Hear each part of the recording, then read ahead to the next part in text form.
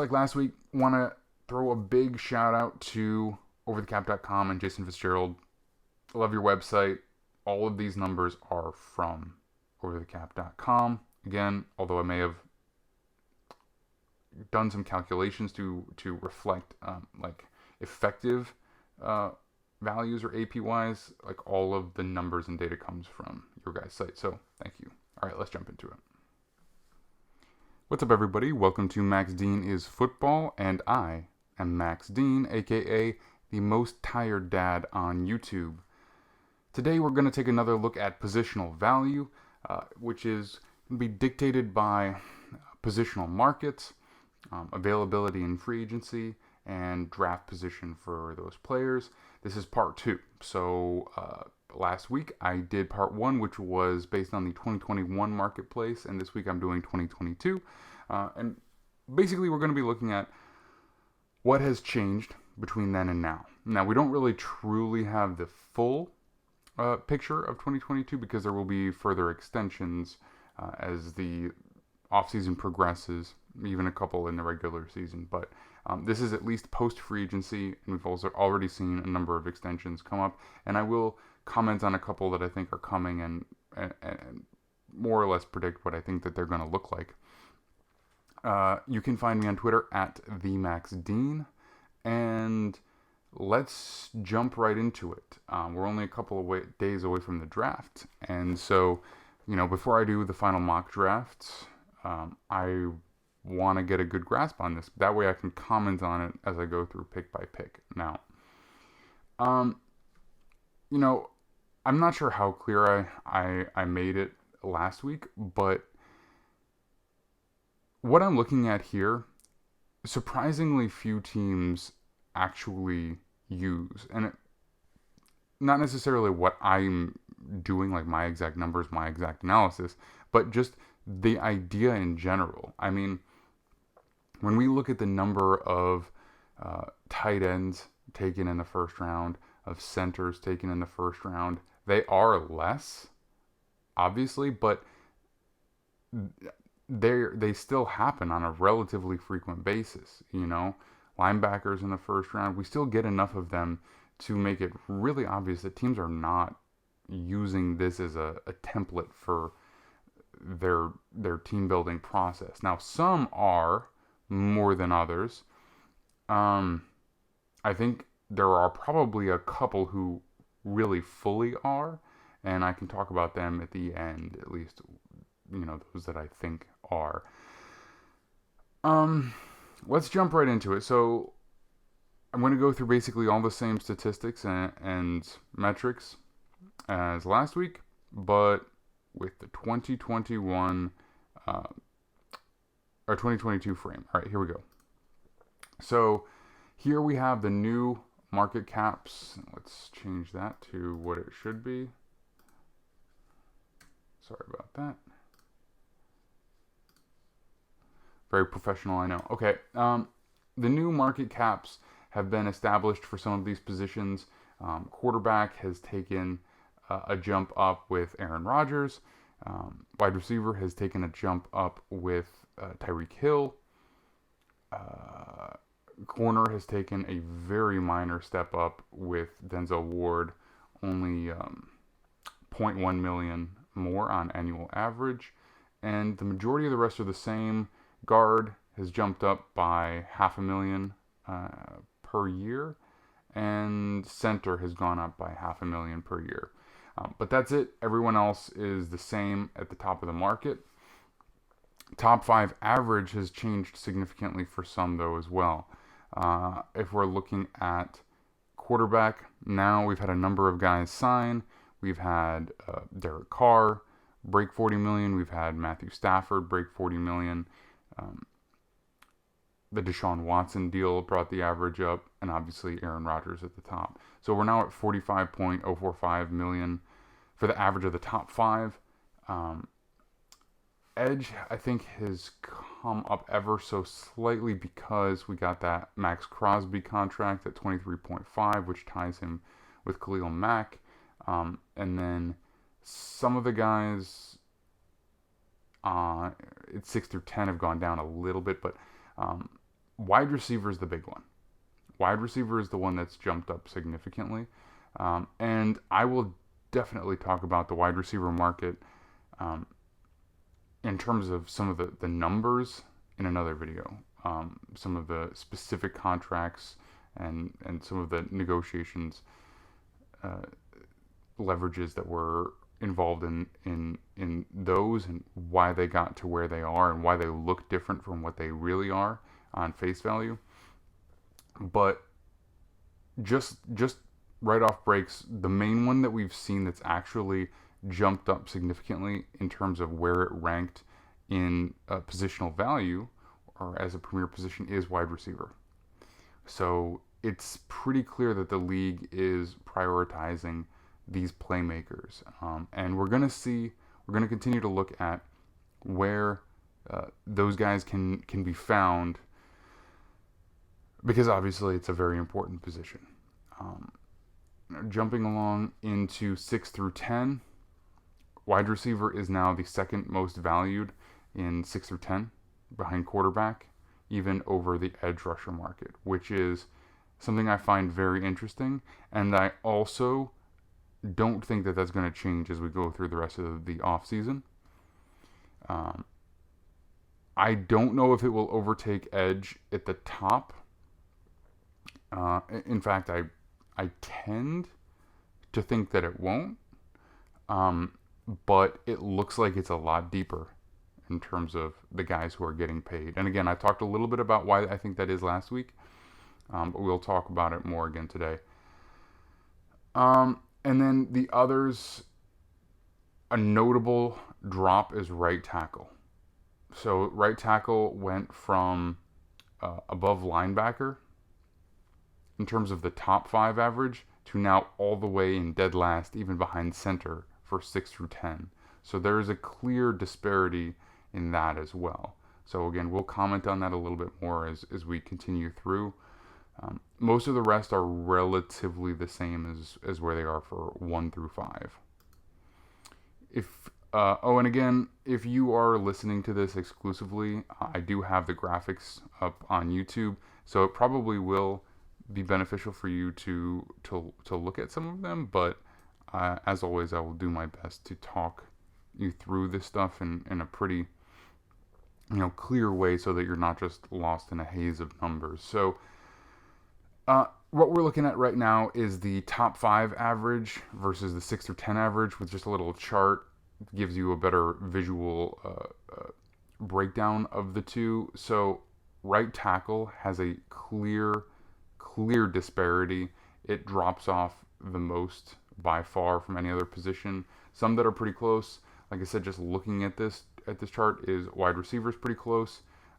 Safety is not a huge difference. Linebacker is a little bit more of a difference. And I guess center is still has a pretty large discrepancy there as well. When we're looking at the percentage discrepancy between the highest paid player at the position and the 10th highest paid player at the position, there is no position that has a larger discrepancy than right tackle. It's even bigger than it was last week when we talked. And there haven't been much in the way of new extensions or new contracts for that position, but it looks like the back end has dropped off a bit. It seems like we've lost a little bit of a middle class in the right tackle market. Running back is still up there too. That hasn't changed a whole heck of a lot. Center, there's a larger disparity now. Linebacker, there's a larger disparity now. That's pretty close to the same, as it was. And I think tight end, there's a little bit of a larger one. The least discrepancy, again, wide receiver. That was similar last week for the 2021 metrics. Corner is now the second lowest discrepancy between the highest paid and the 10th highest paid. And left tackle comes in third for the least discrepancy. So the largest discrepancies between highest paid and 10th highest paid that didn't vary much from 2021 to 2022 is running back and tight end. Just looking at who's makes up that top 10, it's almost the same for running back. It's Christian McCaffrey, Ezekiel Elliott, Dalvin Cook, Alvin Kamara, Derrick Henry, Nick Chubb, Aaron Jones, Joe Mixon. That's the same top 8. Now we have Melvin Gordon no longer on the list, and we've had James Conner, and Leonard Fournette come in and take 7 and 8 over, both at $7 million per year. We're looking at almost the exact same breakdown. Pretty much you are a top-end running back, and if you are, you got extended, and if not, you hit free agency, and you're probably slightly overpaid, for what you do. With John Connor and Leonard Fournette are probably both fall into that category, but there's not a big discrepancy from 1st through 8th, and then it just drops off. Tight end, what we're looking at is similar at the top: George Kittle, Travis Kelce, Dallas Goedert, Mark Andrews, Hunter Henry, Jonnu Smith, and Austin Hooper. That's not right. What am I doing? Tight end. Let me take a look at here. What should be?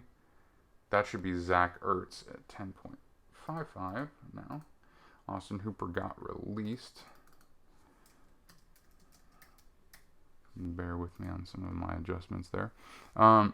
So Jonnu Smith, then Zach Ertz, then Taysom Hill is kind of a weird one because when he signed that contract, I think that they still envisioned him to be some kind of, I know they still envisioned him to be some kind of mobile quarterback, but now they've moved him over to tight end, and he comes in at $10 million per year. Then you get Evan Engram, who signed a $9 million one-year contract with the Jacksonville Jaguars, and Logan Thomas at $8.022 million. So it hasn't changed much. We had a little bit of flip-flopping around. We basically had Zach Ertz come in and take over where at almost the exact same annual average that Austin Hooper had.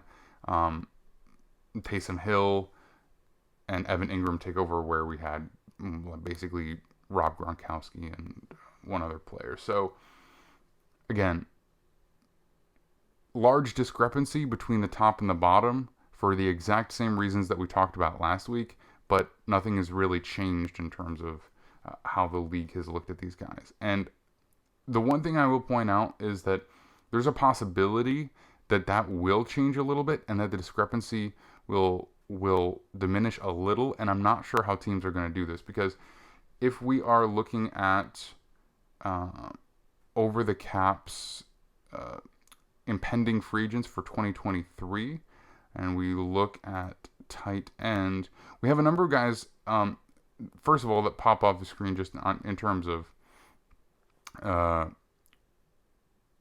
being on the franchise tag, that at least one of these teams may extend long term at some point in the summer. And then let's see, going down the list, I'm not sure if anybody jumps off the page in terms of non-franchise tag player that's going to get paid a significant amount of money. But TJ Hawkinson would be the one, but he was 19, 20, 21, 22. But they'll probably put the 5th-year option on him, so that'll push him off 1 year. So we're looking at David Njoku, Dalton Schultz, and Mike Gesicki. I'm not sure any of them will get an extension, but any or all of them could potentially. And that would probably bump some guys like Evan Engram or Logan Thomas or even Taysom Hill off the list. If one or a couple of those guys get extensions. So that might lose a little bit of, or it might close the gap a little bit between the top and the 10th. For the positions that have the largest discrepancy, that there is a significant variance between what they were last week and what they are now. Or I should say what they were in 2021 and what they are now in 2022. Let's look at right tackle, first of all. So we still have Ryan Ramczyk, Brian O'Neill, Lane Johnson, Braden Smith, and Taylor Moton as the top five, all earning somewhere between 17 million and 19.2 million per year. So there's like a clear top class of right tackle. And then on the other side, 6 through 10, we have Chukwuma Okorafor. Hopefully I said that right. George Fant, Rob Havenstein, Jack Conklin, and Lyle Collins. So some of the same guys, but they've ended up taking a pay cut.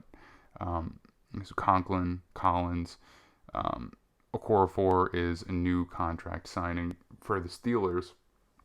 But there seems to be a split in ideologies about what to do with right tackle, whether you make a significant investment at both tackle spots or if you just need to make a lesser commitment at the right side than the left side. Although, with the Rams, I don't even know because they just signed an extension to their left tackle that's pretty low.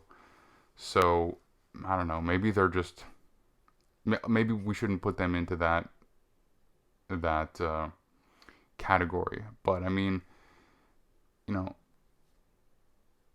the Browns, they spent a high first round pick on their left tackle, and they've got their right tackle for, he's still near the top of the market, ranking wise, but he's only making $8 million per year. You look at the Bengals, they have a high first round pick at their left tackle position. Their right tackle is making $7 million per year.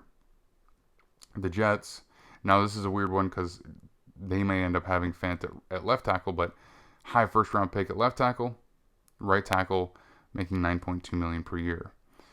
Steelers, they might go quarterback this year, but they might draft a tackle. Who knows? But again, right tackle making under $10 million per year. So it's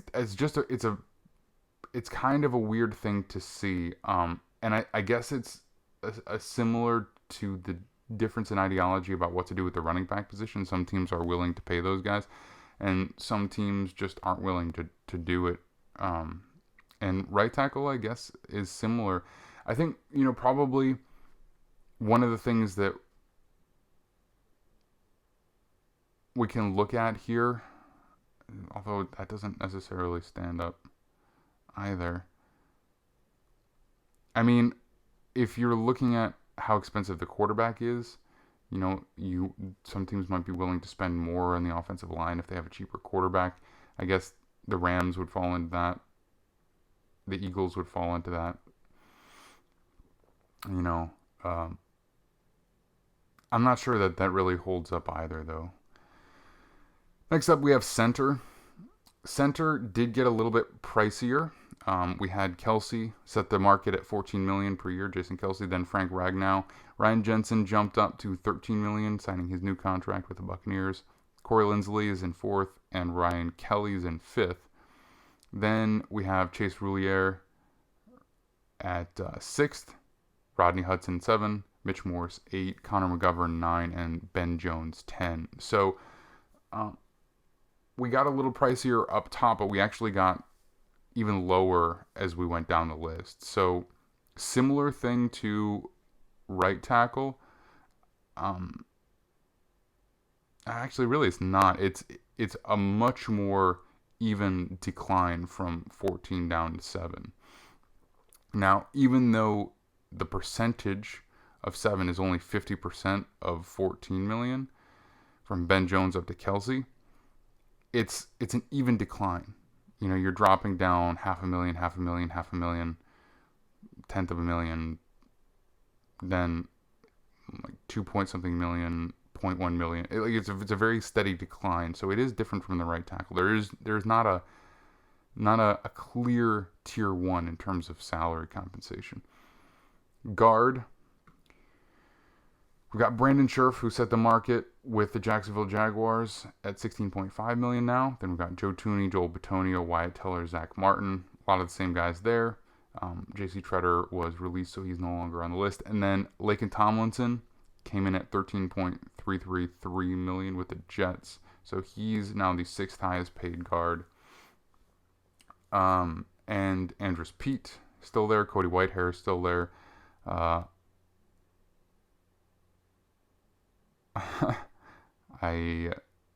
used to be able to pronounce that, but I don't want to just butcher it now at the moment. So Vaitai, Big V, with the Lions at 9 million, Shaq Mason at 9 million now. So we lost some of the guys that were in there at.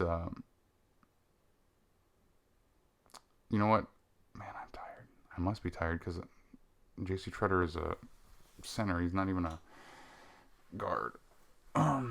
So who did we lose? Oh, we lost Ali Marpet. He retired. Who else did we lose? Anybody? Let's take a look at what we had before.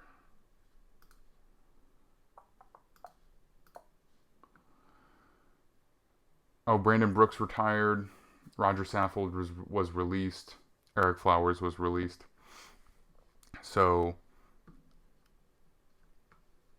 I think what happened there is we had a small addition to the top of the market, one guy come in that middle range, and then we just lost some of the depth to releases, to cap cuts, and retirement. Linebacker. So, man, I really should have triple checked my work on this one this week.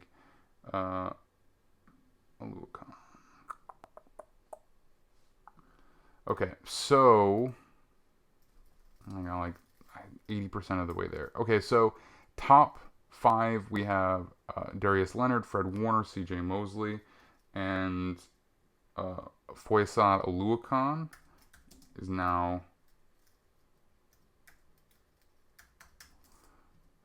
at 15 million with the Jaguars.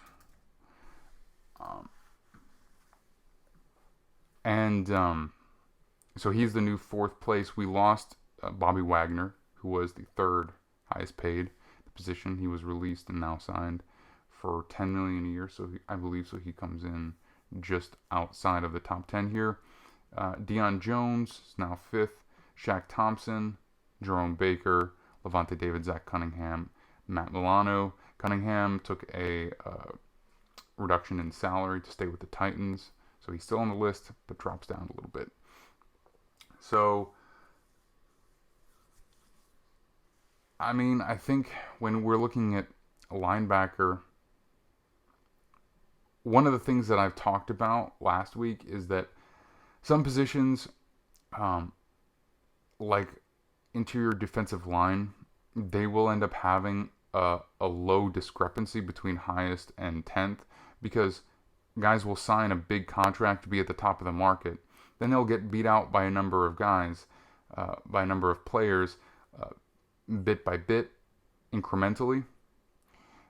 But they play so long, they have such a long career where they maintain relative effectiveness and they're hard to come by, that those interior defensive linemen will play 4 or 5 years into that contract, and so there won't be they won't retire and have that drop off in salary. But linebacker, I think we've saw some of that. We had Bobby Wagner released as a cap cut because at some point he just wasn't effective enough to be worth 18 million. Still a good player, but I guess it was time for them to move on there. Then Miles Jack. I want to see what I had him. Where did I have? Oh, linebacker that I can just double check.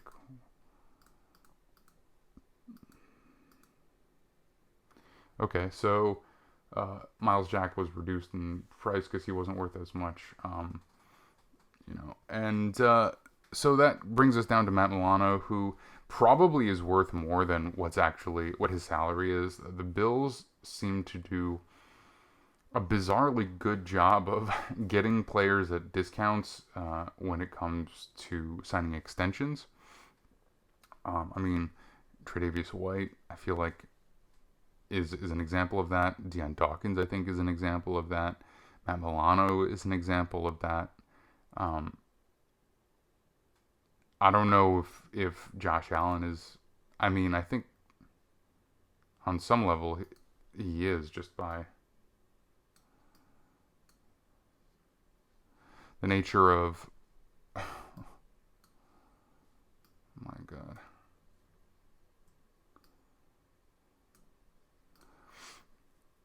Of how good of a quarterback he is, and the fact that quarterbacks are kind of always by nature undervalued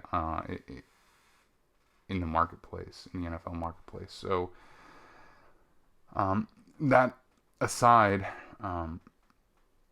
we've just had some of the elder players either take a price cut or I don't think anybody retired, but they either took a price cut or were released to sign elsewhere for a lesser value. And let's do the same thing we did a few minutes ago and take a look at the impending linebacker extensions. Let's see. Devin White, he is more than likely going to receive a pretty hefty extension. I don't know if he'll beat out the market, but he would be up there, I would imagine. Roquan Smith is a guy that probably will as well. Devin White, he might have been a 2019 guy, so he might have a fifth-year option coming as well. I think Roquan Smith was a 2018 draft pick, which means I think he'll be up for an extension, depending on how the Bears are kind of feeling about their rebuild situation. He's a guy that would make a substantial amount of money. And then Tremaine Edmonds is another guy who probably would end up with a near top of the market contract. So that discrepancy will probably get a little bit smaller at some point in the next 3-4 months. I would imagine. Because what'll happen is, obviously, if those couple of guys they signed, they bump some of the lower guys off the list. So suddenly Davonte David is, the 10th guy or whatever the case may be. Let's keep moving.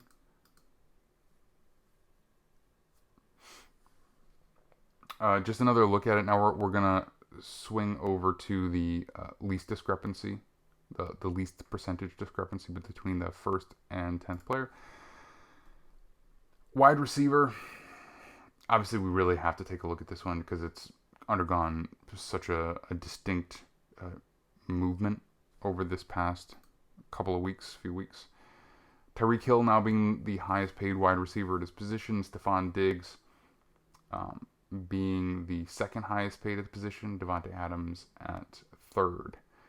Those were the ones that are pushing the top of the market. But something that's interesting here is the fact that guys like DJ Moore, Mike Williams, got $20 million each. Godwin, it's a little bit high for him probably, but again, the market just dictated that. And the fact that guys like what's his name, with Jacksonville, the wide receiver that signed in Jacksonville. Let's take a look. Wide receiver. I'm not quite as awake as last week, if you can't tell. Christian Kirk. So Christian Kirk getting $18 million a year. Brandon Cooks getting an extension for over $19 million per year. Like, these are, in fact, that probably happened since I did this. Let me take a look here. Is that a real number?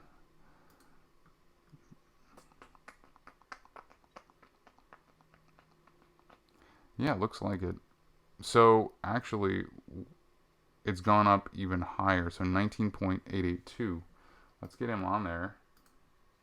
Here, let's take away Deandre Hopkins. Now we have, so we actually have, in a kind of a funny, a little bit of ironic story, if you follow it closely. We now have Brandon Cooks actually making more annually Then Deandre Hopkins.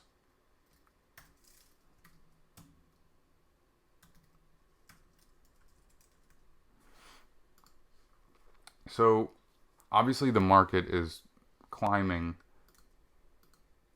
dramatically.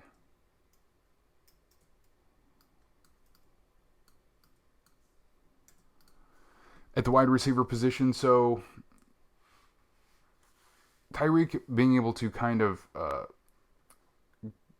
openly negotiate with another team with a relatively low trade package, I think that's actually something that helped his salary situation, just because the more you have to spend in draft picks, the less the more you limit what team will potentially go after you. I mean, Hill is definitely a monster of a player, and maybe it wouldn't have mattered anyway. But such to the point that he was able to both set the market and go to whatever team he wanted to, which was the Miami Dolphins. And Diggs, he was able to negotiate an extension. He was already underpaid in terms of what the wide receiver market had been looking like directly around the time that the Bills traded for him, and then obviously going off, leading the league in receiving yards and just putting up a lot of statistics, having a ton of impact.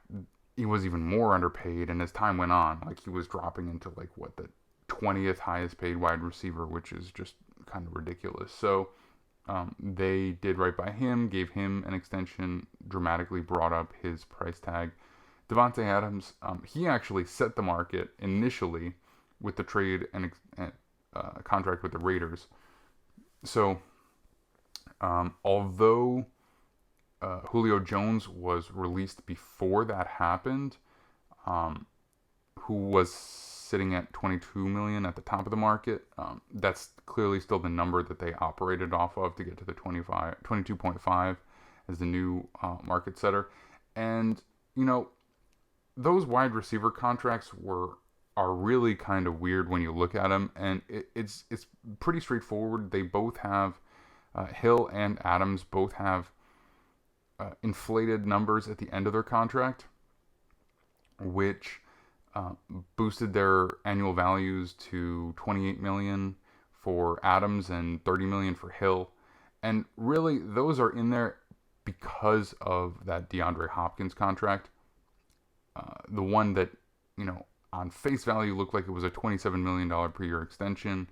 That's the way that they were able to report it, because technically, like, from a very technical standpoint, from a very specific standpoint, you could call it that, but it wasn't. And the fact that these contracts, both of these market-setting contracts, had to come in with these inflated numbers at the end of the contract that we know that player will never see. Everyone knows that player will never see if you actually look at it. The fact that they had to account for that $27 million while the actual applied value basically jumped up the annual average just over Julio Jones, and then again over Davonte Adams with Hill's contract. It tells us that the teams around the league never looked at that DeAndre Hopkins contract as being a legitimate $27 million per year extension. So that's basically just verifying what I had talked about when I did my video on DeAndre Hopkins last year. And then DJ Moore, Mike Williams, Chris Godwin, now Brandon Cooks, all coming in close to that $20 million per year range, if not just over. We're looking at a situation where teams are just saying, this position is important. Once you've proven you can be an impactful player in the league, we want to pay you, we want to retain you. And I think you just see that there are so many wide receivers that are impactful. The top 10, all of these guys are impactful, save for Michael Thomas, and honestly, who knows what he'll come back looking like. He could come back and be a top 5 receiver, or he could never really see significant playing time again. You just don't know with his injury situation, and how it's looked for him over these past couple of years. But you look at even the guys that are outside of this top 10 list. There's a ton of very productive receivers. Guys that are still on their rookie contracts. There's a ton of really productive receivers. Even guys that are eligible for extensions now. Everyone's kind of talking about the big three, but there's four of them really. Deebo Samuel, Terry McLaurin, A.J. Brown, and DK Metcalf. All of those guys are guys found in later rounds, whether it be second or third round, and they're going to push the market up a little bit. I'm sure at least one of them is probably going to beat out Tyreek Hill. I'm not sure more than one will. But there's just so many players at the wide receiver position. And teams are just saying, like, we know there's a lot of them out there, but we just don't want to move on from these guys. But the one thing is that those teams that are kind of overbooked in terms of other contracts on their team, especially quarterbacks, they are saying that's kind of the unique situation where we're willing to move on from one of these guys because we feel like our quarterback can account for, or help along the development of one of these younger guys that we're probably going to have to draft to replace him. We saw that already with Minnesota, and I think it worked out probably better than they could have ever hoped. But now we're seeing it with the Packers and the Chiefs as well. Corner, one of the reasons that there's not a lot of discrepancies because we didn't really see much in terms of the market jump. Denzel Ward got his extension, barely beat out Jalen Ramsey. Xavier Howard got essentially just a totally new contract with the Dolphins, but it didn't net him the same kind of annual average that some of these guys did at the top of the market. I think one of the reasons that the Dolphins were able to do that is because he had a couple of years left on the deal. They were able to semi-report it as a high average per year at $25 million, even though I don't think anybody really looked at it that way, but just because of the number of years left, I think that was kind of how they got away with that in the negotiation. But it comes in at $18 million per year with basically a fully redone contract. A lot of these other guys, they didn't move. And then one of the players that a lot of people thought would set the market was J.C. Jackson, and he very much did not. He's only got a $16.5 million per year contract. And I think one of the reasons for that is there was a lot of talk out there about how he may have some questionable work habits in terms of work ethic. So like a guy you might have to work really hard, really stay on. There was questions about how much he would care after he got paid. This is all hearsay. This is just stuff that was out there in the media from a lot of different people. So that may have impacted his negotiations with teams. There may have been less teams interested than there would have been if he was known as like a super hard worker. There's probably also the fact that I think this is probably part of it. I know that the Patriots do have weird habits, or unusual habits, I should say, in terms of moving on from guys a little bit earlier than other teams would, or trading guys away, allowing guys to walk in free agency. And a lot of times, it turns out that probably was the right move. A player that was relatively successful, perceived as a high impact player in New England, goes somewhere else, doesn't make the same kind of impact. Now, when you're looking at what J.C. Jackson could do just in terms of straight up coverage and turnover production, it's hard to imagine that wouldn't translate pretty well. But the fact that the Patriots did straight up just did not even offer him a contract, I think was a red flag, or at least one of the perceived red flags, J.C. Jackson. So I think that's just kind of an unusual factor when we're looking at why he didn't get top of the market money. And then Carlton Davis, he, I think he probably could have got a little bit more if he just went somewhere else. But I think the fact that Brady came out of retirement like right before, or I think it was like the day or two before the legal tampering period. I think that might have been one of those things where, players are willing to make the effort to come back for slightly less than they would have. I imagine that he was going to just go for the highest bidder. And I don't know if Tampa was going to make a strong effort to retain him just because they have some cap, they're tight on the cap, and I don't think they were going to try and pin themselves into a corner with the cap with Brady retired, but when they realized he was coming back, they were willing to stretch that out a little bit more, and I think Davis was probably willing to come in just under market value, I would imagine. Maybe not. Maybe that was the best he got out there. I don't know, but I'm kind of guessing that it could have done a little bit better potentially. And although he's a good corner, I don't think he stacks up at with some of these other guys here, like a Jalen Ramsey or Marlon Humphrey or a Lattimore or a Howard. But a lot of times that doesn't matter. Once a player gets to free agency, they end up getting paid like one of those guys, even if they're not, just because they're the best available. So it's hard to say exactly. I didn't look closely enough at the storylines with him and the reporting with him to see if it was reported that he took less to go back to Tampa, but I wouldn't be surprised if that was the case. And then left tackle, Bakhtiari, Tunsil, Williams, Ronnie Stanley, they're still the top four. We get Jake Matthews with an extension, 18.5, so he beats out Colton Miller. Doesn't get that top four money, but a good deal nonetheless for him. And then Colton Miller, Garrett Bowles, Taylor Lewan, Jordan Mailata, and Donovan Smith, all the same guys that we saw. So we saw one guy step into that, but we didn't really see any other change there.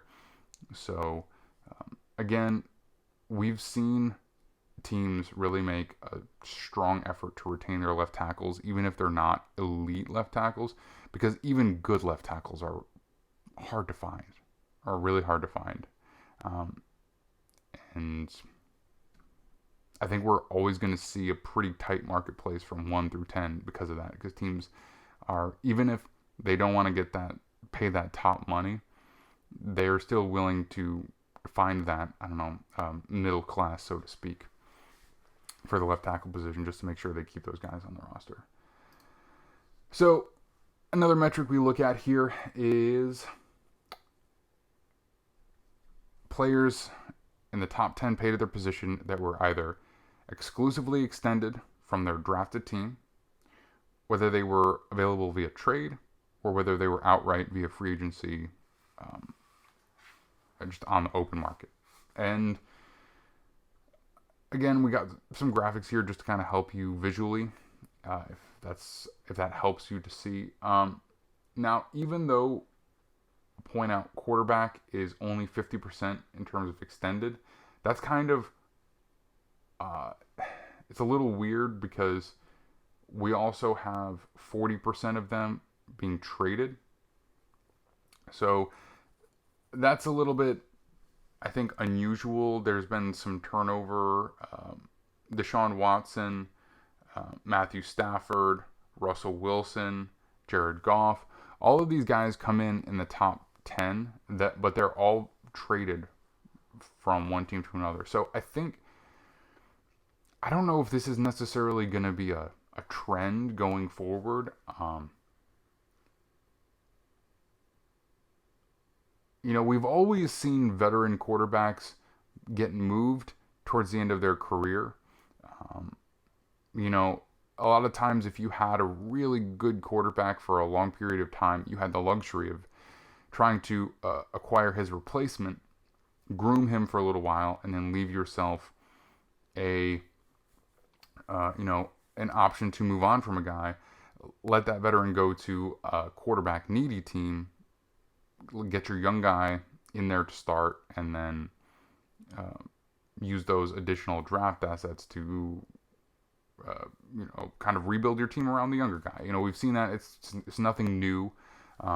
We saw that happen with Green Bay with Favre. We saw them attempt to do it with Aaron Rodgers and Jordan Love. Didn't necessarily go how they thought it was going to go, but again, it's hard to complain when you have a 2-time MVP out of it. We saw New England consistently drafting guys who could have been the potential replacement to Brady. Eventually, it turns out that he just leaves via free agency in kind of an unusual situation. We've seen teams attempt to draft replacements before the end of the veteran's career, and so that is not new. I think what is new is teams being willing to give up on guys like Matthew Stafford, who are more or less in the prime of their career, even if it's sort of on the back end. A Russell Wilson, who it's debatable, how many years he might have left, but, I think his best of 2020 and his best of even though, again, it was not the greatest season last year, the best of 2021 was still a pretty high level of quarterbacking. And teams being willing to give up on to move on from guys in their prime, and then Deshaun Watson, which is just total outlier situation. I'm not sure why teams are doing this more than ever. I can't think of any player with those kind of pedigrees that were still, young enough without obvious replacements being moved on from. In that same way, then Jared Goff and Carson Wentz, both teams who extended their young quarterbacks and then basically regretted it almost instantly, and both ended up just eating a significant dead cap is just to move on from those guys. So, I think the perception of the quarterback is changing, and kind of morphing right in front of our eyes. And I know that the value of the quarterback has only increased over the past 20, 30 years. But I think teams, the way that they view their quarterback situation, like the way that they're willing to treat it seems to be changing as well. So I don't know. That'll be another thing to talk about in a future video that we can really dig into it. But in terms of positions that were generally not available in free agency, running back at 80% retain rate, that's something that's a little bit weird. Left tackle, we kind of expect that. We talked about a lot of these last week, so I don't want to rehash it too much. Linebacker went down just a little bit. Edge, I think, went down just a little bit.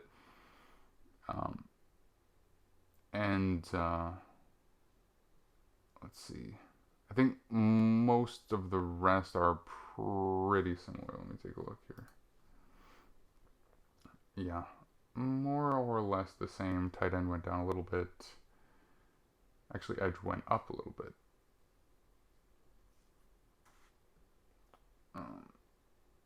Defensive line down a little bit, but we're talking about 10%, which in this small sample size is just one player for a lot of these. Some of the positions with high free agency availability, same as last week, these offensive line positions. We had, let's see, Rodney Hudson, again, he was available in free agency years ago. Mitch Morse was available in free agency years ago. They've been extended, I think, Hudson was traded and Mitch Morse is extended now. But initially, they were available in free agency. Connor McGovern available in free agency. Corey Linsley available in free agency. For guard, we had Scherf available in free agency. Joe Thuney available in free agency. Laken Tomlinson, Vaitai, all available via free agency. For the right tackle market, we had Okorafor. Not this kind of an iffy one. I included him just because he didn't sign until legal tampering period. And like as far as I'm concerned, if you allow a player to get up to the legal tampering period and then you bring him back, like you basically said to that player, like just see what's out there and this is what we got for you. And if you want to come back here, go for it. So that's just, to me, that's essentially the same as free agency. Just because you sign back with your same team on the first day of legal tampering, you're an effective free agent.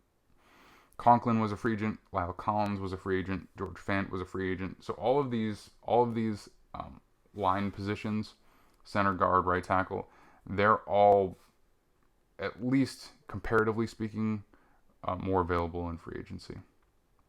But that's the same as last year.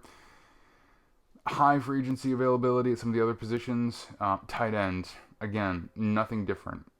It's more so, if not anything, Logan Thomas, Evan Ingram. Again, Austin Hooper, that should not be there. But Zach Ertz is what is there instead. So he's there. Jonnu Smith, Hunter Henry, all these guys, free agents.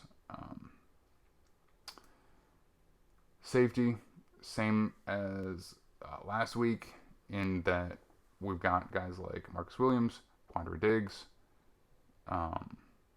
John Johnson, Justin Reed, all these guys, free agents.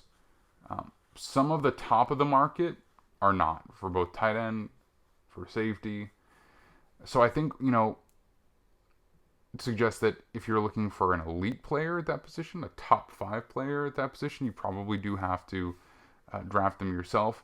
But really, the reason that I look at if they're available in free agency is to tell you, if you have multiple needs, and safety is one of them, if tight end is one of them, if corner is one of them, and you want a guy to start, you want to get a relatively good player at that position, just make sure that you sign one of them in free agency. So, because other players at different positions are not available in free agency, which means you have to draft them to get good ones.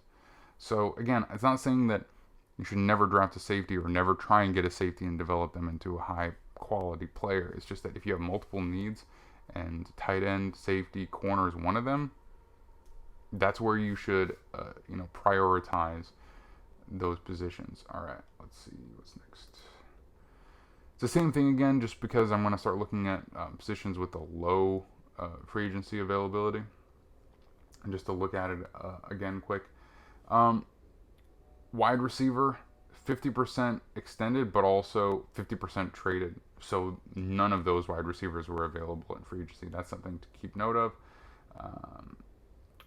Quarterback, again, I'm not going to look that closely. I kind of talked about it a little bit, and we already expect that. Left tackle and interior defensive line. So, and edge as well. So left tackle,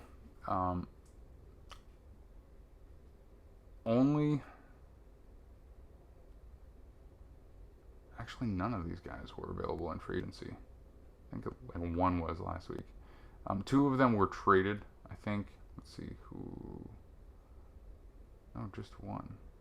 Oh no, Laramie Tunsil and Trent Williams were both traded, but all of the rest were extended with their original team. None of them available on the open market. Interior defensive line, we went from having, I think none available on the open market and 2 in trade. So Leonard Williams and Deforest Buckner were traded for. And Fletcher Cox, he wasn't, but again, that's kind of a weird situation just because he was released and brought back at a slightly lower price point from, I think, around 18 million down to about 14 million.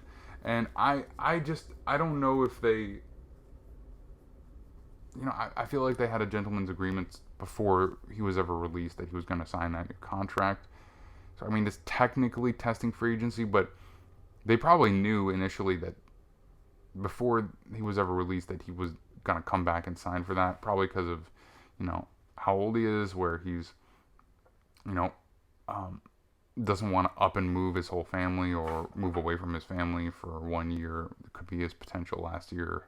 So who knows? We'll see what happens with that. But I just feel like even that is not a true free agency. And then edge. Edge is a little bit weird because we did have a little bit more in terms of free agency availability. Both Chandler Jones and Von Miller were free agents.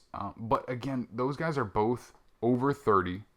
Both of those guys played out their contract, completed their contract, reached free agency as an unrestricted free agent versus a cap cut.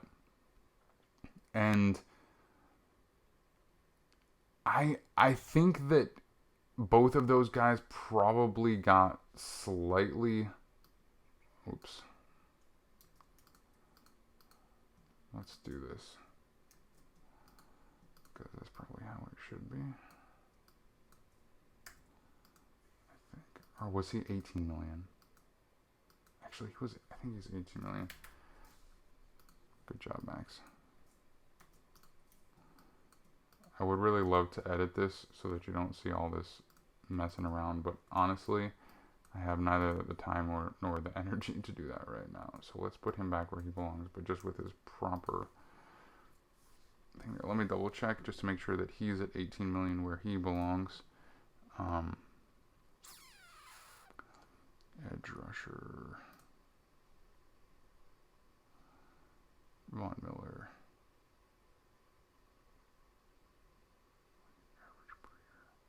Oh, yeah, and it says 20. That's right. But I had to do my own math. So his was one of those ones with the inflated end like in 2027 it says he's going to earn $29.6 million as a base salary. Essentially what looks like it'd be close to $30 million in his final year. But he's already age 33. So we're talking about at his almost age 40. So we know he's not going to earn that. And so that's an inflated number. I don't remember exactly. Maybe 17 was right. Or maybe it was 18. I really genuinely don't remember at this moment. Regardless, that's that's essentially what we're looking at for the edge market. A bunch of guys who are all extended. A couple of them were traded for. Khalil Mack. I guess only Khalil Mack. And a couple of older 30-plus guys who played out their contract. I guess the teams weren't really in a position in Arizona and I guess LA to extend a post 30-year-old edge rusher necessarily. And so they just let him go. And they'll probably be good for another team for a year or two. We'll see. We'll see how that shakes out. But generally speaking, a very hard position to come by in terms of premier talent on the open market. More low free agency availability. Wide receiver, like I talked about. Tyreek Hill traded. Stephon Diggs traded. Davonte Adams traded. DJ Moore, Keenan Allen, Mike Williams, Chris Godwin, all retained. Amari Cooper traded. DeAndre Hopkins traded. But again, Brandon Cooks should be in that final spot. Didn't update this one yet, but he was traded as well. So half of these top wide receivers were all traded. And I think what you're seeing there, what you see is teams being willing to trade very, very good wide receivers and trusting their established franchise quarterbacks to develop younger, less expensive players once they reach that second quarterback contract, because it is so expensive. And they send those veteran wide receivers on to other teams who, for whatever reason, have a less expensive quarterback situation, whether it's because they're a rookie or just they're in that quarterback purgatory where they have a cheap veteran, which is probably the worst place that you could be. Then running back. This is something I talked about last week, so I don't really want to rehash it. But just generally speaking, you have either a top-end, high-impact running back who can impact the game to some degree, and not be utterly dependent on the offensive line and offense around them and make things happen by themselves, or you don't. And there's just a few of those guys that are that kind of athlete and playmaker. Hasn't changed since last year at all. Linebacker, a similar thing, I think. Man, here's so annoying to see my own mistakes here. I will try to prepare better before. I thought I went through everything and did that right, but obviously not the case. Linebackers, same kind of thing. There's only a couple of players that really impact the game at that kind of level, and I think it's really coverage guys. There's a few guys who are high impact in terms of pass rush, whether you're talking about Devin White as a blitzer, whether you're talking about Micah Parsons as a straight up rusher. But really what you're going to find is that the biggest impact, the special players are those guys that can cover in the middle of the field. And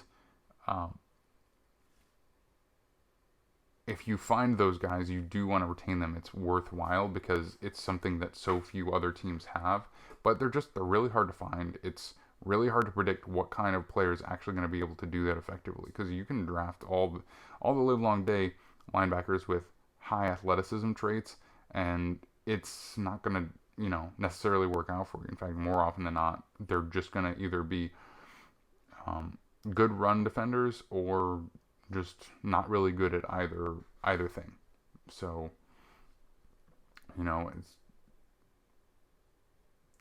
it's when you got them, it's excellent. It's worth retaining, but most teams don't. I mean, C.J. Mosley's not that guy. Oluokan's not that guy. That's an overpay, just like pretty much every Jacksonville contract this offseason. Deion Jones is kind of that guy, but he's so light that I think he's a good coverage player, but I don't think that he's just the same elite type of player that a Darius Leonard or a Fred Warner is. So when we're looking at players and where they're selected in the draft, that's kind of the final piece of this positional value that I'm looking at. How expensive are they?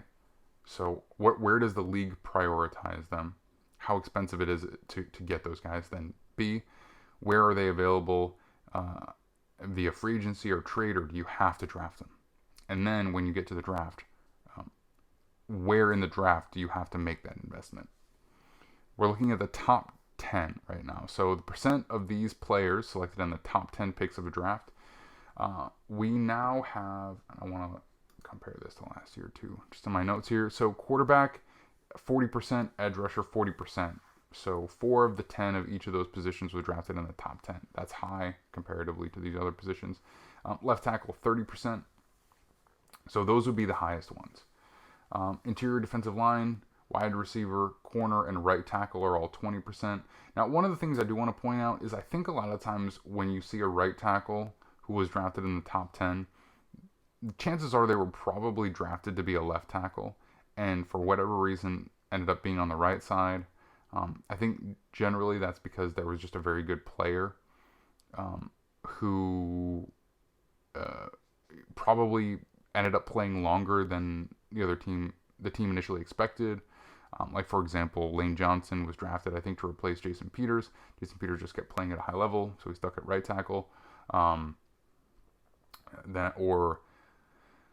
Jack Conklin, I think he might have been one of the other ones that was drafted in the top 10, and he was probably meant to replace Taylor Lewan, if I remember right, kind of hearing about that. He didn't play as well when he was a first-round draft pick, but then ended up really improving a lot and just making it impossible for the Titans to move him away from that left tackle position. So I think that's really where you get that 20% from. I think if you're intending to play a tackle at right side, probably not looking at a top 10 pick for him, generally speaking. And then no linebackers, tight ends, or centers currently.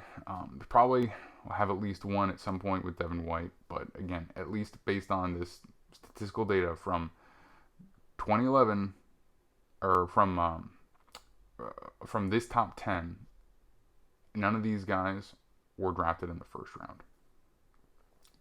Safety, guard 10% each, and running back 30%. That's up one from last week because Leonard Fournette is now technically a top 10 paid running back.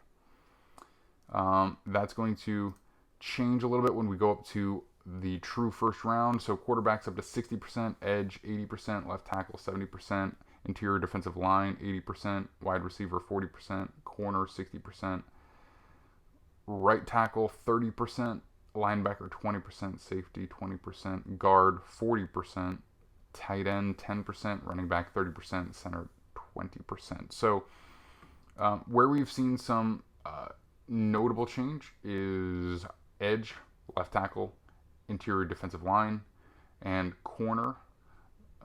Aside from quarterback, those are all the positions that are now over 50%. So up to 60% of those players were found in the first round, which means that when we look at the end, when we're talking about where we want to prioritize our pick investment, those are going to be the ones that are pretty much in the first round. Interestingly, wide receiver, same as last week, only 40% of the top guys were drafted in the first round. Let's go to the top 40 because I do like to use that as a little measuring stick before we go all the way through the second round. Quarterback now up to 70%, edge and left tackle at 80%, corner also 80%, interior defensive line now 90%, same as last week. Wide receiver still only at 40%. Right tackle is only at 40%. Linebacker, safety, tight end, all 30%. Guard is at 50%. Corner is at 20%. So, what's changed here? Pretty much all of the same positions, only slightly more so. So, what I take away from that is for a lot of these positions, if you can find them in the first round, there's probably a reasonable chance that you can still find them in the top 40. And obviously every draft is a little different, so you kind of have to see, where your grades are and who falls exactly. Like, you can't assume you're going to get a top 10 level corner in the top 40 versus the top 32. But just the way that, oftentimes at least a couple of first round level players fall out of the top 32 just because somebody reaches for a position, or a couple of quarterbacks go, or whatever the case might be. Those are the positions where you might be able to find a little value there. Now we get to the second round. Positions that have made that jump to over 60% are right tackle, wide receiver, linebacker, guard, and running back. So if you're looking for an elite running back, probably need to be going at some point in the second round.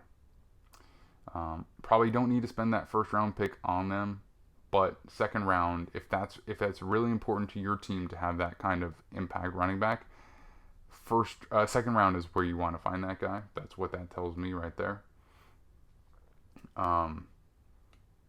Guard, it's up to 60%. But just keeping in mind that there's an additional 40% can be found in third round or later. Plus, we know that 40% of those guys were also open on the open market. You probably don't have to prioritize guard in the second round unless your team needs are relatively low. I think linebacker, same type of thing. You can start looking for linebackers here, but you've still got a substantial number, 40% of them still to be found in third round or later. So you can look for a linebacker in the second round. Don't necessarily have to. You can wait till the third.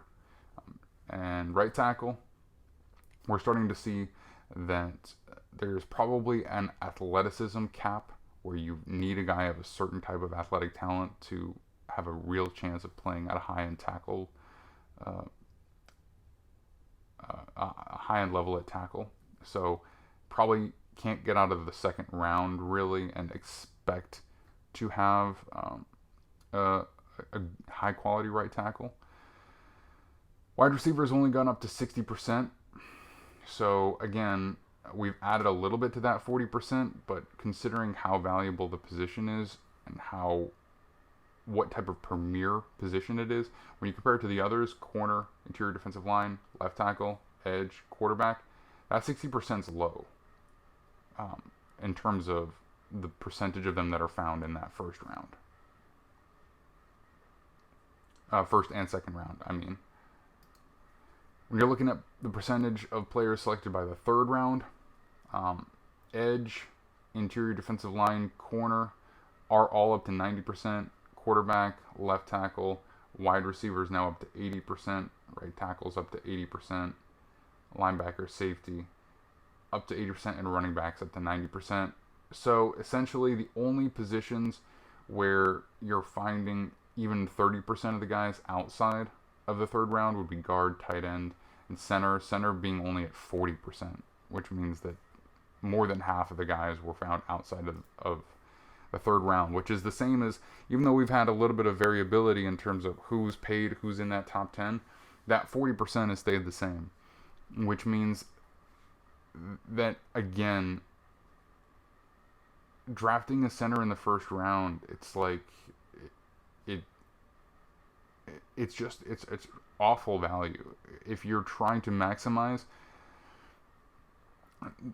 the talent on your roster, how can you look at a first round pool of players and say, you know what, I know that this is probably the only place I can get a legitimate edge rusher. This is probably the only place I can, at least in that top 10 world.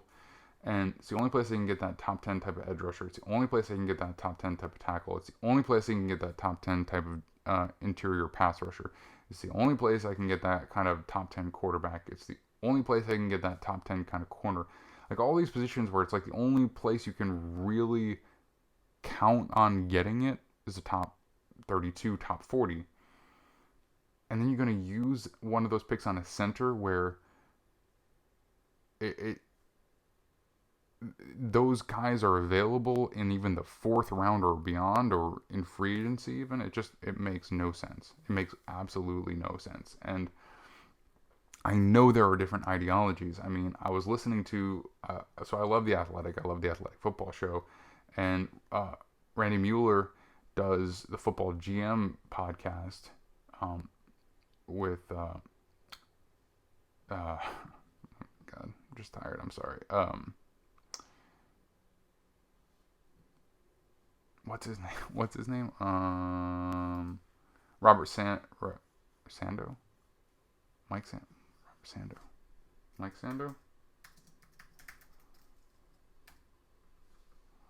Yeah, Mike Sando. Sorry, Mike. I'm just tired. I swear. I listen to you every week.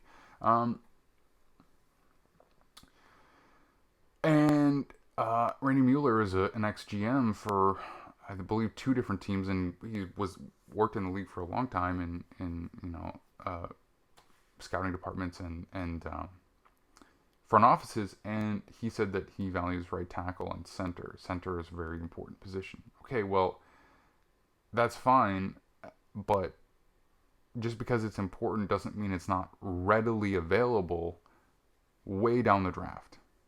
And maybe that was different at a time. Maybe it was different when it was a lot more power football and you needed a big guy to play center, like a big, powerful, athletic guy to play center. But now I think it's more about finding a really smart guy than it is about finding that guy with special traits. And I won't ever diminish the importance of a position. It's not about that. When we talk about these premium players and this positional value, it's not about diminishing one versus the other. It's about where you can find these guys and how hard it is to find them, where you can find them. And I think, what we see is that there is just a clear marketplace for a lot of these different positions, and just going outside of those marketplaces is just, it's not that it'll never work, but if it does, it's the total outlier, and you're more lucky as opposed to actually having a high quality process, right? And we talk a lot about process in the NFL. We talk a lot about process versus results, so I think shopping outside of these verified marketplaces, so to speak, for these positions is bad process. So last thing, this hasn't changed, so I'll just spend even just a half a second on it. Average number of picks in the top 10 per year of these positions. This is exactly the same because we haven't had any drafts since I did this last week, because this is a conglomeration of 2011 all the way through 2021. So we have in the top 10 by far more quarterbacks than any other position. Edge comes in second. Then you got tackle, wide receiver, corner, and then it goes down from there. No center ever picked in the top 10. And then in the top 40, now edge is the highest, followed by wide receiver, then interior defensive line, quarterback, then, followed by wide receiver, then corner, tackle, then interior defensive line and quarterback. Linebacker and safety, then running back, and then so on down the list. Center still coming in last place. So it seems like mostly teams are not doing that first round center thing, but on average, almost one per year is doing it. You know, tight end. There's really, to me, there's just no point to go tight end in the first round, but on average, more than one per year does. Safety, linebacker, same thing. More than two per year for each of them. For linebacker, almost three per year on average go in the first round. That doesn't make any sense to me based on the data that I'm looking at here. And the last thing I will throw out there, because I do have to go to work, is where are my projected target areas? I went through all of the data from this that has changed over from this free agency and extension cycle in 2022 versus what had accumulated by 2021. And I looked for any reason to really change any of my projected target ranges, and I couldn't find any that were notable. No, so when you're in the first 10 picks, I think, generally you got to go quarterback if you don't have one. That's a given. Then you got to prioritize edge, left tackle. And then if you're pretty well set at those positions, and or it's just a draft that the way it fell for you, you didn't have a really, really great prospect at those two positions. So either you're set or there's just nothing that spectacularly available. Then you can look at a wide receiver who has game-breaking traits. Wide receiver who can take over a game multiple times in a year, because you're going to be able to find production, a lot of production from the wide receiver position later. But you're probably not going to be able to find a game-breaking wide receiver later. So that's the one kind of situational caveat that I would give to wide receiver. Outside of that, quarterback, edge, left tackle, probably don't look anywhere else. Interior defensive line, like maybe, but the chances that you're not going to be able to find a great tackle, a great edge, or a game-breaking wide receiver, and the only position available to you is a very high-quality interior defensive line, it seems unlikely, but I suppose you could go that route. Once you get out of the top 10 and you're still in the first round, you're still going to prioritize edge, still going to prioritize tackle, interior defensive line, and corner. Outside of the first round, but still in the top 40, it's almost exactly the same, but I think that's where you can begin your right tackle shopping. If you're one of those teams that prioritizes a high quality right tackle, and again, I think I said, we're looking at what seems to be a bit of an ideological split between priority on the right tackle versus finding just an acceptable player there. So if you're one of those teams that does prioritize that, that's, even if you prioritize, that's still probably where you want to just start looking for that position. Then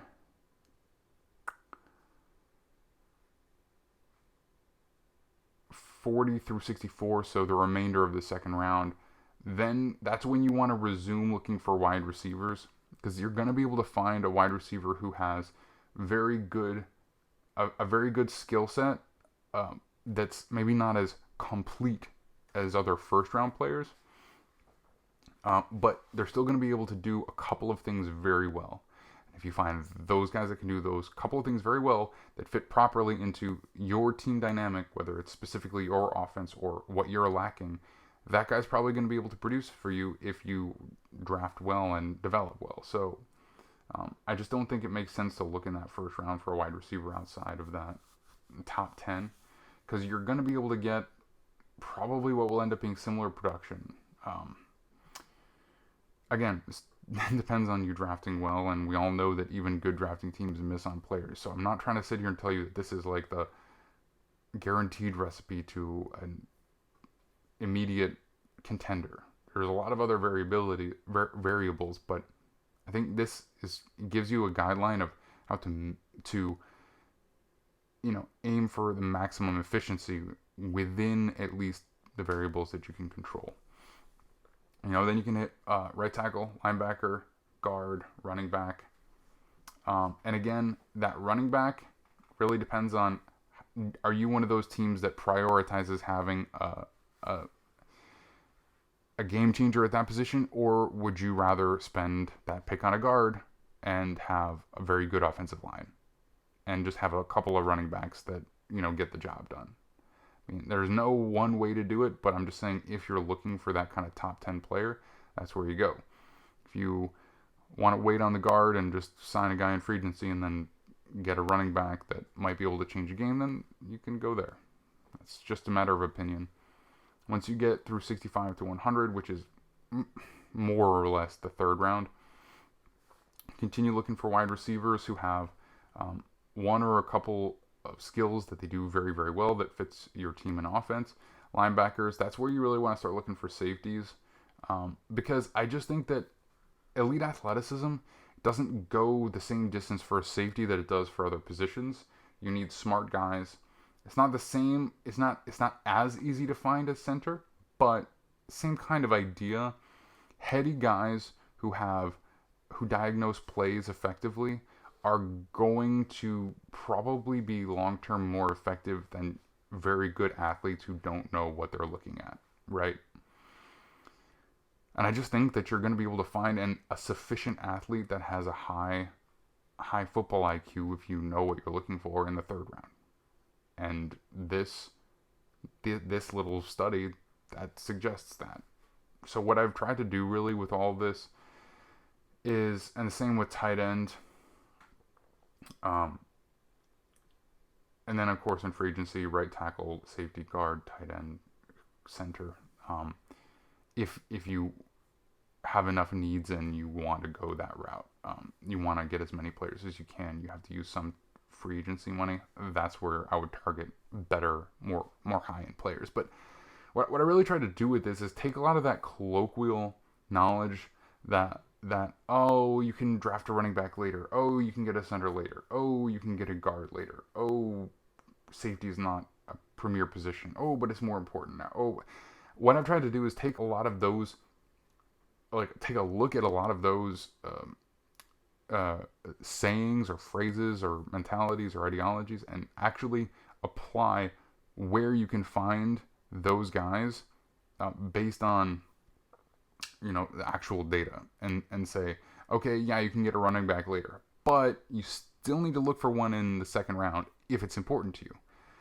Yeah, you can get a safety later. In fact, you probably don't even need to worry about getting one in the second round, depending on your defense, I guess, and depending on what's going on. Like if the argument is, well, we need a safety who can start immediately, we really have a hole at the position, well, that's not really a reason to draft one in the first round. That's a reason to prioritize finding one in free agency, because this suggests that you're probably going to be able to find a reasonable safety, if not even a top 10 type of safety in free agency, and that's the guy that can start for you quickly. So, drafting for need in the first round is fine as long as you're doing it within this target range, right? So like if you need a corner in the first round, okay, fine. If you need a interior defensive line in the first round, okay, fine. Prioritize that position. If you need a linebacker, okay, wait till the second round. And if you need to trade back to at least accumulate picks and improve your overall, efficiency, then do that. But all right, I gotta go. I'm already running a little bit late, guys. Thank you so much for watching. If you made it all the way through this, I promise next week I'm gonna bring a little bit more energy. I'll drink some coffee first, and I'm gonna do a mock draft. I'm gonna comment on what I think is gonna happen, and then kind of how much does this reflect the positional value that I've been working on here. Sorry, I'll pull my face away just so you can see that. Thanks so much, guys. Again, you can follow me on Twitter at TheMaxDean. Like and subscribe. It goes a long way. It really does help. I'm just kind of getting back into this, so I totally admit that I'm a little bit rusty. It's been a while. But I just find this stuff very interesting, and if you do too, then some kind of feedback, whether it's commenting, liking, subscribing, or even, tweeting it out there for people to see, sharing it on your fan message board, stuff like that, just to help get me out there and kind of invigorate the process. I really do appreciate that, because, despite the fact that I may have been slightly less fully prepared than I was last week, I still do put a lot of time into putting together all these numbers. So again, I appreciate you all, and have a good night, and I'll see you in a day or two leading up to the draft. Can't wait. Draft is always the best time of year, especially if you're a Jets fan.